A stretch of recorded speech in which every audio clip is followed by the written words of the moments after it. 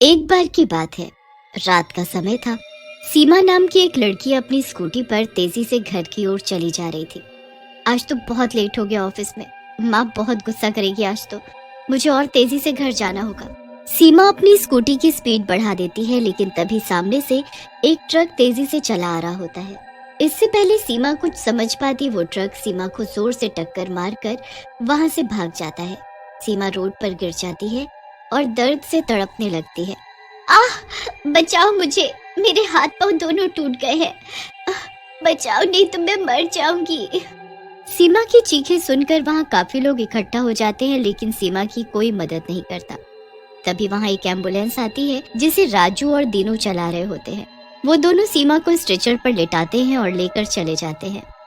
अरे बाप रे दीनू, इस लड़की की हालत तो बहुत खराब है। लगता है ये बच नहीं पाएगी। सही कह रहे हो, इतने एक्सीडेंट देखे लेकिन इतना भयानक कभी नहीं। ये तो पक्का मरेगी। तभी दीनू के मन में एक भयानक ख्याल आता है और वो बोलता है, भाई एक बात बोलूं, अगर तू गुस्सा ना कर, मैं तो कह रहा हूँ ये लड़की मर तो रही ही है, क्यों ना इसके शरीर के अंग बेच दे, हमें अच्छा पैसा मिल जाएगा। दीनू की बात सुनकर राजू मुस्कुराते हुए कहता है, सही बात कह रहे हो दीनू भाई, इसे मरना तो है ही, क्यों ना हमें अमीर बनाकर ही इस दुनिया से जाए। राजू और दीनू की बात घायल सीमा सुन रही होती है। सीमा उन दोनों से बोलती है, कितने दुष्ट हो तुम दोनों, मैं तुम्हारी शिकायत करूंगी, छोड़ूंगी नहीं तुम दोनों को। सीमा की बात सुनकर दीनू हंसते हुए बोलता है, मरने वाली है लेकिन अकड़ नहीं जा रही, किससे शिकायत करेगी, तू तो वैसे ही मरने वाली है। फिर रामू और दीनू सीमा को लेकर एक हॉस्पिटल जाते हैं। वहाँ अफरोज नाम का एक डॉक्टर बैठा होता है। उन दोनों को देखकर अफरोज बहुत खुश होता है। आओ मेरे जोकरो, क्या लाए हो, इस बार किसके अंग निकालने हैं? डॉक्टर साहब, आप भी बहुत मजाकिया हो। इस बार का माल देखो, इसका एक एक अंग आपके काम का है, बहुत पैसा मिलेगा हमें। फिर अफरोज सीमा को बेहोश होने का इंजेक्शन लगा देता है और सीमा को ऑपरेशन करके उसके शरीर के अंग निकाल लेता है। सीमा मर जाती है।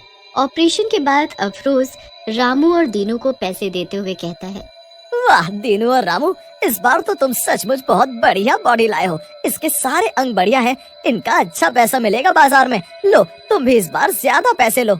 आपकी इस बात पर तो हमें प्यार आता है डॉक्टर साहब, बेईमानी का काम भी ईमानदारी से। हाँ। फिर दीनू और रामू सीमा की लाश को उठाते हैं और जंगल की ओर निकल पड़ते हैं ताकि उसकी लाश को ठिकाने लगा सके। वो जा ही रहे होते हैं कि तभी गाड़ी एक सुनसान जगह पर जाकर बंद हो जाती है। अरे ये एम्बुलेंस चलते चलते बंद कैसे हो गई? तभी गाड़ी की भी सारी लाइट्स बंद हो जाती हैं और दीनू को लगता है जैसे कोई उसका हाथ जोर से पकड़ रहा हो। दीनू डर के मारे जोर से चिल्लाता है, बचाओ बचाओ, कोई मेरा हाथ काट रहा है, बचाओ। तभी वहाँ लाइट आ जाती है। राजू गुस्से में दीनू से बोलता है, क्यों चिल्ला रहे हो दीनू, किसी को पता चल गया तो वो हमें जिंदा नहीं छोड़ेगा। मैं सही कह रहा हूँ राजू, कोई मेरा हाथ काट रहा है। अच्छा मेरे चमन, अगर कोई हाथ काट रहा है तो निशान भी होगा ना हाथ पर, लाओ दिखाओ कहाँ है निशान। निशान तो नहीं है, लेकिन कोई ना कोई काट रहा था मुझे। फिर दीनू और राजू सीमा की लाश को एक जंगल में फेंक कर चले जाते हैं। दीनू और राजू इतने पैसे मिलने से बहुत खुश होते हैं और जी भर कर अय्याशी करते हैं।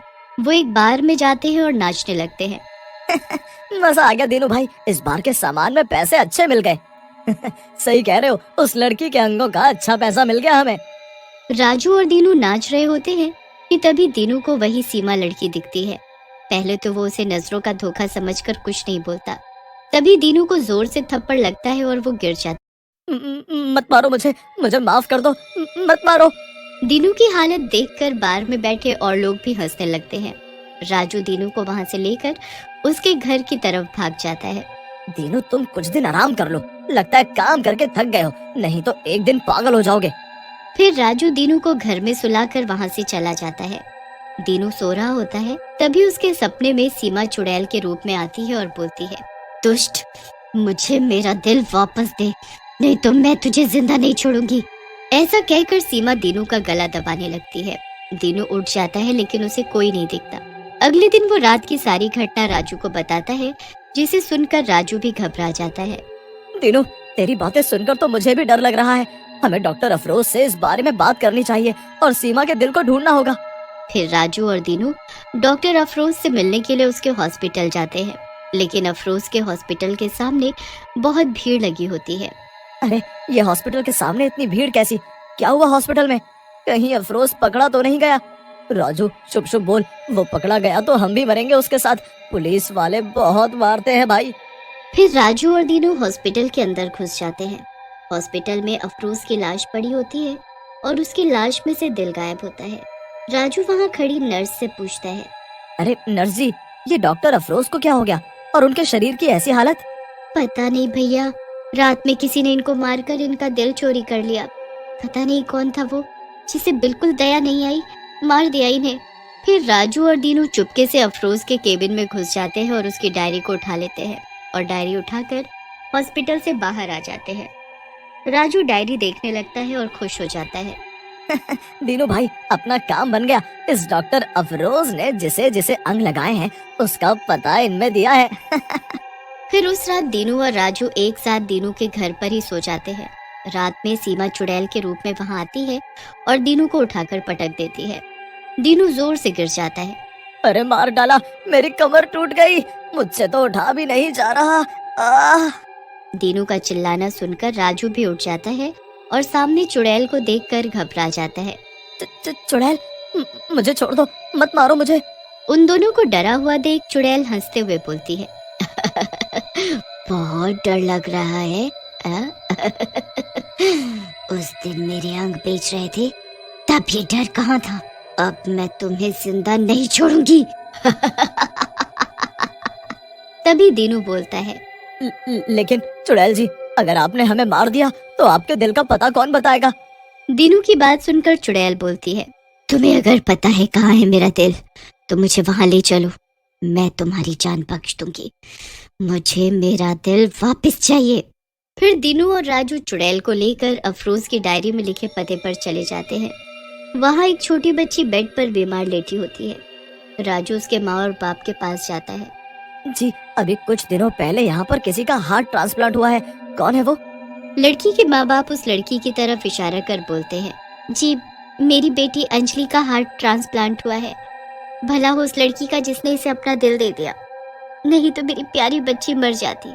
तभी वहाँ चुड़ैल आ जाती है। चुड़ैल को देखकर लड़की के माता पिता घबरा जाते हैं।